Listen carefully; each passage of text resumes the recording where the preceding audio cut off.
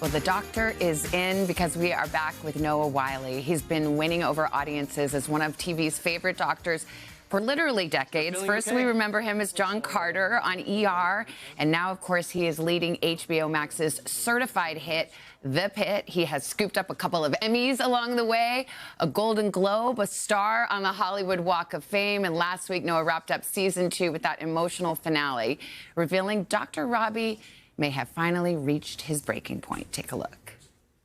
You know how they say that a part of you dies when you lose someone you love? I'm not convinced that a part of you doesn't die every time you see a fellow human pass. And I've seen so many people die that I feel like it's leaching something from my soul. Go on a cruise, man. Noah, good morning. All right, before we get to everything, please tell me, did he go on a cruise, like a Disney cruise? Is he going to be okay? He goes on a Disney cruise. Yeah.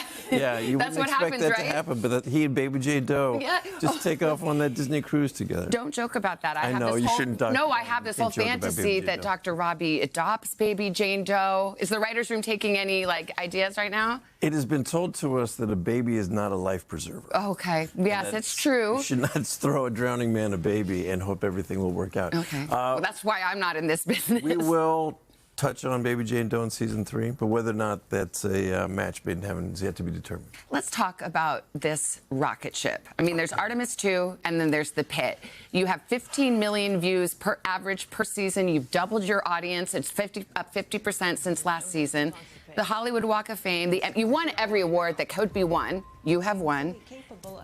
Are you just marveling at this? This has been a pinch me experience from the jump, and the most incredible and validating year of my life. And there's a photograph of the Walk of Fame ceremony. I got to be there with my children and my parents and friends from just about every decade of my life. It was incredibly rewarding, and I'm extremely grateful. I mean, there are a lot of medical shows. What do you think it is about the Pitt that has clicked? I think it's come at the right time. I think people right now are thirsty to tune in and watch people be heroic and good at their jobs.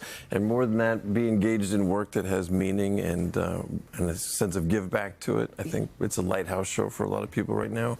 And it's really, you know, it's honoring these people that are in these jobs and have been in these jobs since COVID unceasingly and need the spotlight back on them. And I think that it's a good time to remember that these people pick up our broken pieces all the time.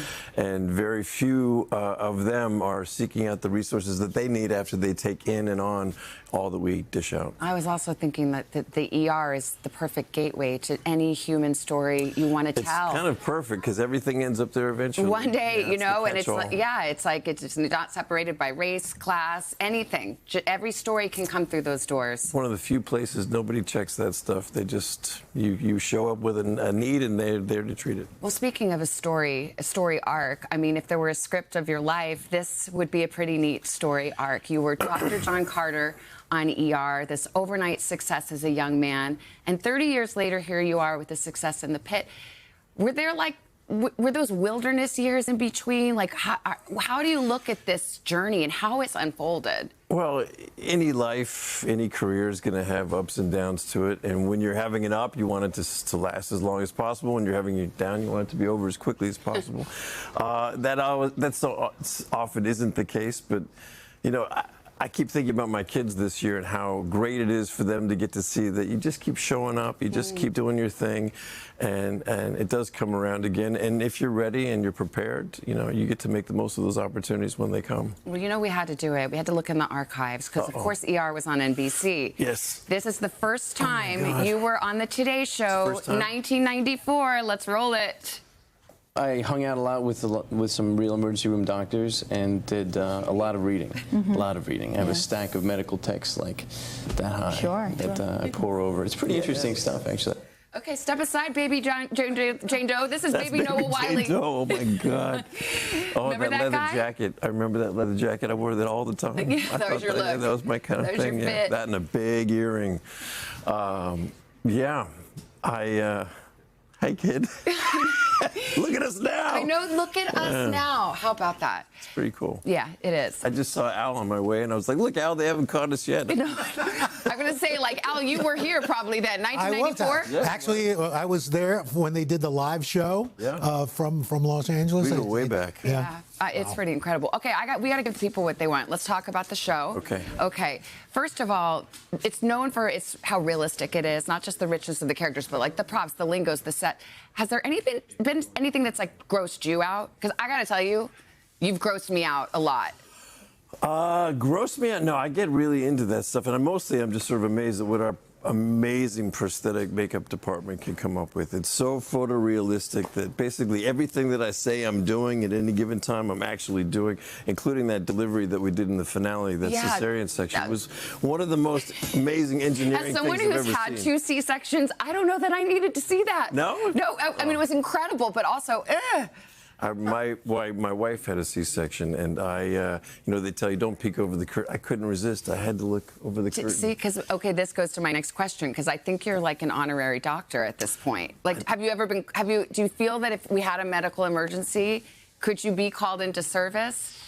Not with great results, but like incredible enthusiasm. Yes, exactly. I will jump in and really look like I'm trying to do something. I was going to say confidence, right? Confidence may fake it till you make it. Yeah, I know. I was thinking the lingo is so, dense, and the jargon, but at this point between ER and the Pitt, like if I gave you a vocab test. Okay, here we go. Okay, let's go. Let's scrub in. VFib. VFib is it's a EKG reading. Yeah. It's a heart rate. Yeah, irregular rhythm of the heart. Okay, what's a STEMI? A STEMI is very serious. That's an immediate blockage of the artery, and that's a big. You call that overhead. Yeah. You've got precious time to get up to the angio. This is good. How about tachycardia? Tachycardia is like when you're just really sweaty and your heart's beating like super fast. Me right now, like interviewing Noah Wyle. I'm tachycardic right now. Oh my God. I'm tacky right now. Somebody put the paddles on me. Okay, let's talk about the season 3. That's it. I passed. Well, I have more. Okay, Do you want more? No. Okay, no. I'd rather talk about season 3. Challenge accepted. All right, one more. ECMO. Oh, ECMO. ECMO's an amazing piece of equipment. It's a heart-lung bypass machine. It is. And it's the piece of equipment that I took my mentor off of during COVID, which is all embedded into Robbie's backstory. Okay, so it's a very triggering one for me. I mean, no, it is. Let's move on. Let's move on to season 3. I know. Let's do. All right. Does Dr. Robby have to be perennially tortured? Can he be happy in season 3? I think that's a great idea. It's exciting to think of this as sort of a mental health journey that we're watching this man go on, from complete denial to the recognition that he needs help. And I think as the show continues, he'll be making his ascension out of the pit, which will make it a much more pleasant headspace to occupy every day for me. I know you rejected my baby Jane Doe adoption, but what about a love interest? Yeah, maybe. So you're saying there's a chance? Of course, there's always a chance. There's always a chance for a love interest with a guy like Robby, but whether it's lasting and committed and intimate, that's the question. We want to get him there. All right. It's so great to have you here. We're just thrilled for you. You have so many fans here from the get-go, so thank you so much for being here, Noah. Thank you for being such supporters from the jump. Yeah, absolutely, especially Al, 1994. Yeah. A reminder now, no more spoilers. You can watch all episodes of The Pitt. They're available to stream on HBO Max. Great to have you here. Likewise. Thank you so much. Thank you. All right, Mr. Roker. No, come over, give me a little Heimlich. It'll be fantastic. I know. Hey, thanks for watching. And don't forget, you can catch the Today Show every morning on NBC, or take Today when you're on the go. Just follow the Today podcast on Apple Podcasts, Spotify, or wherever you listen.